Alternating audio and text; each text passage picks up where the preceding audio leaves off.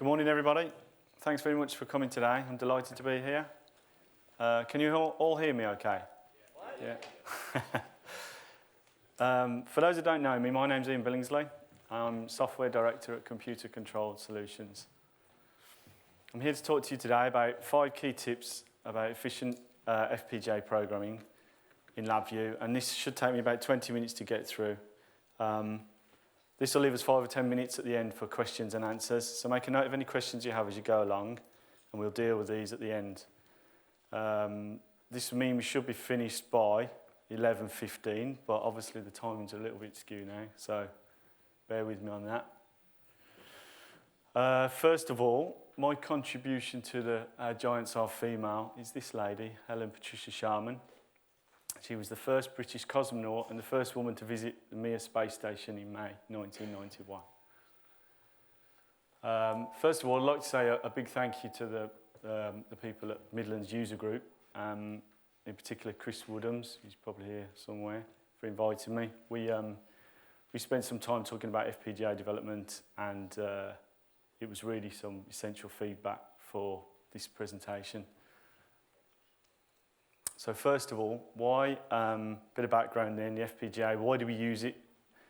So it's a familiar LabVIEW programming environment. Anyone that already knows LabVIEW can get started with LabVIEW FPGA. You don't need to learn anything new, you can dive straight in. It gives us a much higher throughput compared to most processor-based solutions. Generally, magnitude's greater because of its capabilities. Dedicated determinism. We can implement custom functionality with the reliability of dedicated deterministic hardware. And these are particularly applicable for high-speed control applications, it's what we find anyway, such as aerospace and automotive test rigs. And it's relatively rapid prototyping. Now, I say relatively, because if you're used to programming in LabVIEW, normally it's not relatively. This is relative to traditional FPGA programming, where you would have to design a chip and send it off and get that manufactured, find out it doesn't work, go through the whole process again. So the first tip then is remove the real-time layer. What do I mean by this? So traditionally, an architecture might look something like this. We have a host PC, a compact Rio with a real-time and an FPGA layer, some sensors and actuators at the end of the test rig. What we often find is that you can change that for something like a 9149 Ethernet Rio chassis, which doesn't have a real-time environment. Obviously, you need to do some risk assessment about that. It's not applicable in all cases. But it's definitely worth considering, because what we find is that obviously you don't need to design a real-time environment piece of software, so there's a considerable amount of time saving there. You're talking straight from the host PC to the FPGA. Now, what I've found in the last few years is that that's not a common knowledge thing. A lot of people don't actually know that, so if you didn't know that, I'd recommend considering that. And obviously, it's considerably cheaper than your standard compact Rios. I think somewhere in the region of maybe 50% saving, so it's definitely worth thinking about.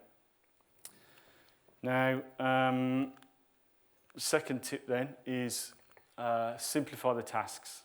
What do we mean by that? So FPGA creates true simultaneous processes running on different sections of the FPGA fabric. So each process effectively runs in its own while loop. So as you create while loops, you end up with dedicated processes that the FPGA turns those into. So what we want to try and do is lever the parallel nature of that functionality of the FPGA to mainly to get higher loop rates. So in order to do that, we need to look at our data flow and identify different processes that can run independently of each other so that we can maximize the loop rates. So there's a couple of examples here I've just kind of put down. These are some of the processes you might consider separating out. So reading analog inputs, reading absolute encoders, a watchdog, a 1 millisecond clock, which gives you absolute 1 millisecond time. some processing tasks maybe, so filtering and chip checking, and then some output tasks such as trip handling and writing the analog outputs. And that's a data acquisition FIFO. That's for streaming your data back to the host PC. So what do the dedicated processes deliver? Obviously, we get the higher loop rates like we've talked about, but also what we get at from this is easier verification. So we can validate a lot of this code and reuse it much easier if it's broken down into simple processes. One thing to note as well on the FPGA is that the analog inputs and outputs are the most time-consuming operations, so just bear that in mind. Another thing we can achieve from this architecture is we can use the timing loops to achieve some very specific timing features, which are really important in FPGA. So we can get a watchdog which might run very slow. Like I say, 1 millisecond clock. The read analog inputs, you don't need one because they'll be slow anyway, but they run as fast as they can. And so this is the kind of architecture that we recommend. The third tip then is once you've captured this data, you need to organise it and condition it and synchronise it. So what we generally do here is once we've acquired our data from our loops here, we generally have like a processing loop where we can filter it, or if you've done all the things that Gary said, then you won't need to filter it at all. But if, like me, you probably haven't done everything exactly perfect, then you'll probably need some filtering at some point. And then organise the data.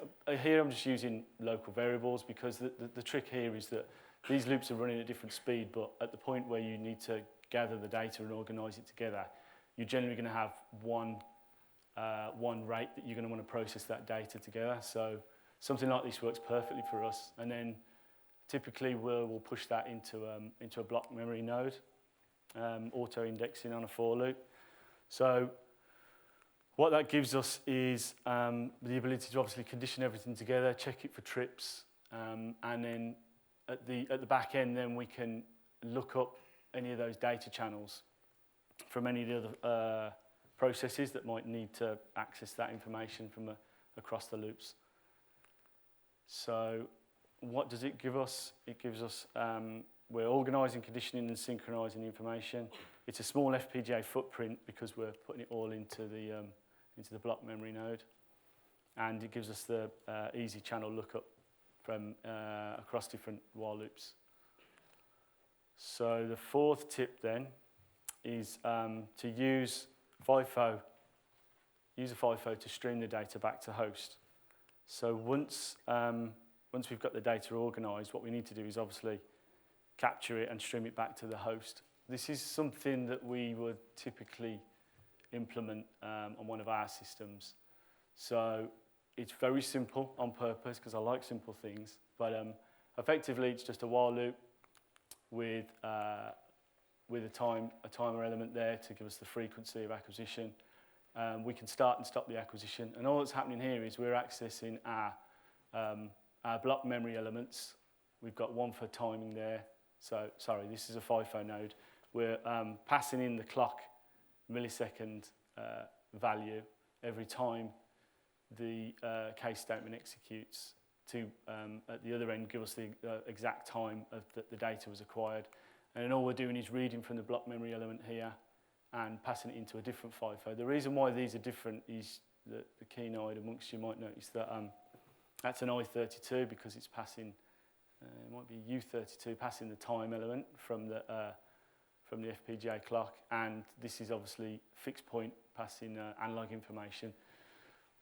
And the reason why we have two is because we can then work out at the host side how many data points we need to pull out based on the size of the number of elements in the timer FIFO loop, because it's just a single dimensional array, whereas this will be multiples, because obviously you've got 5 channels per run.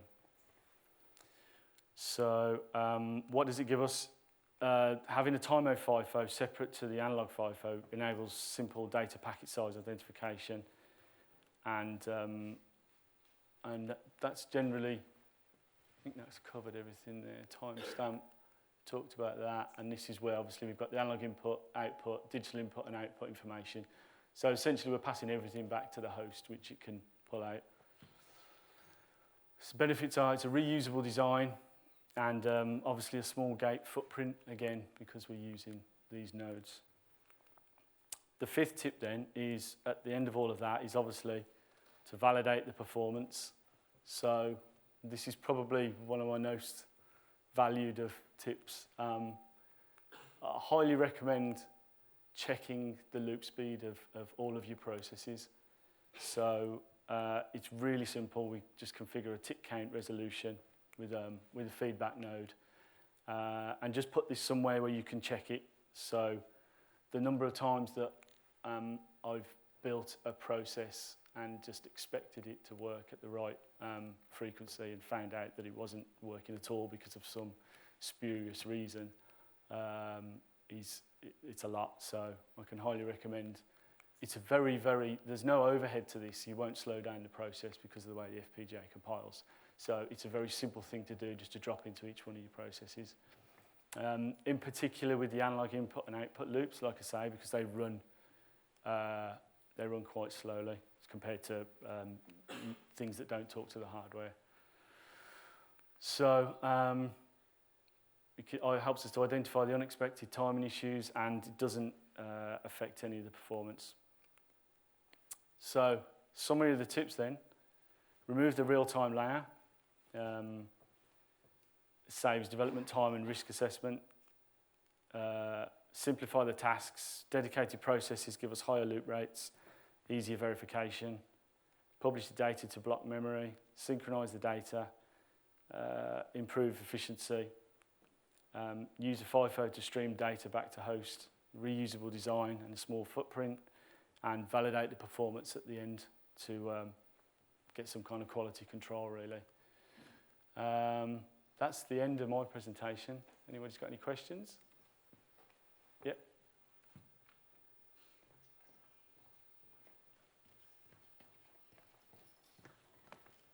Do you have any tips for integrating with CLIP or other VHDL IP? I haven't done that personally, because LabVIEW is my background, and so if I was going to do that, I'd generally find a VHDL programmer, I guess. I don't think it's straightforward.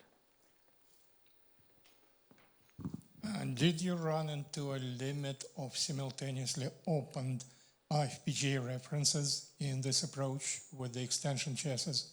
No, in terms of you mean from the host to the... Yeah.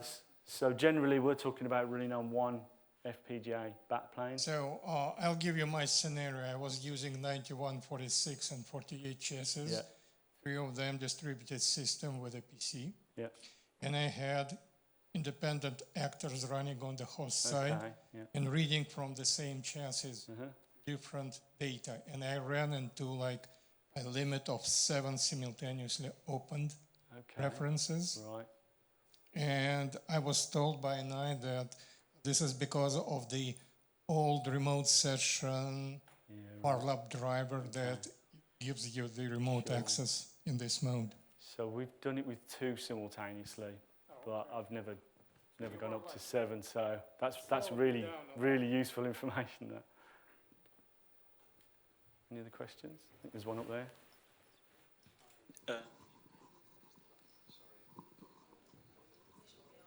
It is on. Yeah, sorry. I'm running a system on FPGA running stepper motors, and there's 6 stepper motors, and they're pretty much all the same. So I put them into sub-VIs and drop that onto the block diagram. Is there any disadvantage to having FPGA code in sub-VIs? Is there a limit to how deep you can go? Is there a, or is it all transparent really? Okay, so I mean that's a really good question actually, and I thought about covering something like that. Obviously, there's no penalty for that at all from what I've tried. The only problem, I guess, is accessing the information, because if you're going to use sub-VIs, then depending on what you're reading and writing from other processes, you've obviously got to publish that information. So you've either got to pass it in with a wire, or you have to put it somewhere that you can access it from when you sub-VI. So, but one advantage of using sub-VIs is it is easier to test, because you can just use those in another environment. But with these small processes, I generally find they're so small, it's easy just to run them, take them out, and run them in a PC-based environment.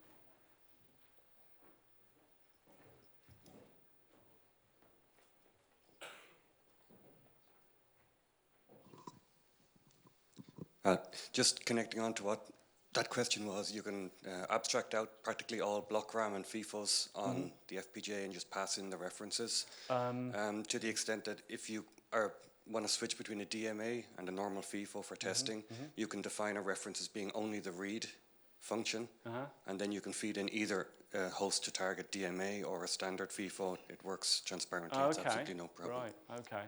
That's great information, thank you. Any more questions?